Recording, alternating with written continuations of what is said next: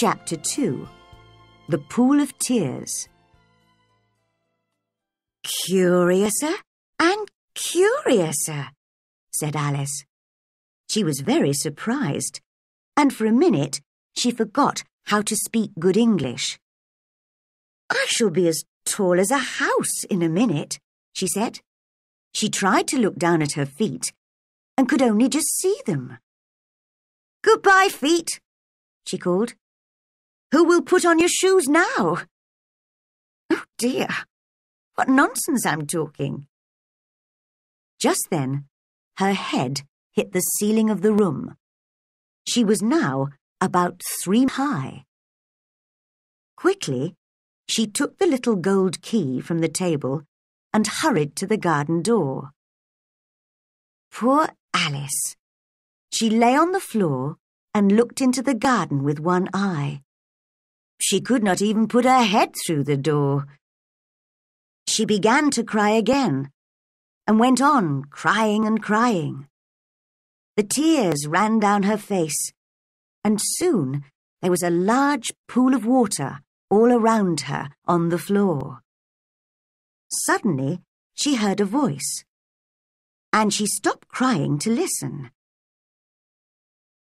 "Oh, the Duchess! The Duchess! She'll be so angry! I'm late, and she's waiting for me. Oh, dear! Oh, dear!" It was the White Rabbit again.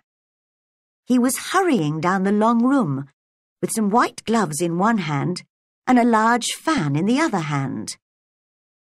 Alice was afraid, but she needed help. She spoke in a quiet voice. "Oh, please, sir." The rabbit jumped wildly, dropped the gloves and the fan, and hurried away as fast as he could. Alice picked up the fan and the gloves. The room was very hot, so she began to fan herself while she talked. "Oh, dear, how strange everything is today. Did I change in the night? Am I a different person today? But if I'm a different person, then the next question is, who am I? That's the mystery." She began to feel very unhappy again, but then she looked down at her hand. She was wearing one of the rabbit's white gloves. "How did I get it on my hand?" she thought. "Oh, I'm getting smaller again." She looked round the room. "I'm already less than 1 meter high, and getting smaller every second. How can I stop it?" She saw the fan in her other hand and quickly dropped it. She was now very, very small, and the little garden door was locked again, and the little gold key was lying on the glass table. "Things are worse than ever," thought poor Alice. She turned away from the door and fell into salt water right up to her neck. At first, she thought it was the sea, but then she saw it was the pool of tears. Her tears. Crying makes a lot of tears when you are 3 meters tall. "Oh, why did I cry so much?" said Alice. She swam around and looked for a way out, but the pool was very big. Just then, she saw an animal in the water near her. It looked like a large animal to Alice, but it was only a mouse. "Shall I speak to it?" thought Alice.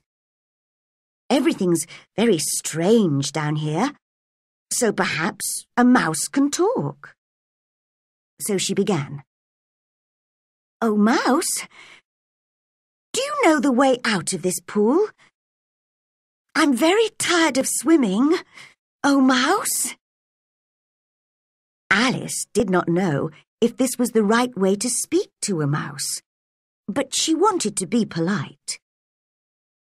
The mouse looked at her with its little eyes, but it said nothing. Perhaps it doesn't understand English, thought Alice. Perhaps it's a French mouse. So she began again and said in French, "Where is my cat?" This was the first sentence in her French lesson book. The mouse jumped half out of the water and looked at her angrily. "Oh, I'm so sorry," cried Alice quickly. "Of course, you don't like cats, do you?" "Like cats?" cried the mouse in a high, angry voice. "Does any mouse like cats?" "Well, perhaps not," Alice began kindly. But the mouse was now swimming quickly away, and soon Alice was alone again. At last, she found her way out of the pool and sat down on the ground. She felt very lonely and unhappy. But after a while, the White Rabbit came past again, looking for his white gloves and his fan. The Duchess! Oh, my ears and whiskers! She'll cut my head off. I know she will. Oh, where did I drop my gloves? Then he saw Alice. "Why, Mary Ann, what are you doing here? Run home at once and bring me some gloves and a fan. Quick now!" Alice hurried away. Where is his house? She thought while she ran. Strangely, she was no longer in the long room with the little door, but outside in a wood. She ran and ran, but could not see a house anywhere. So she sat down under a flower to rest.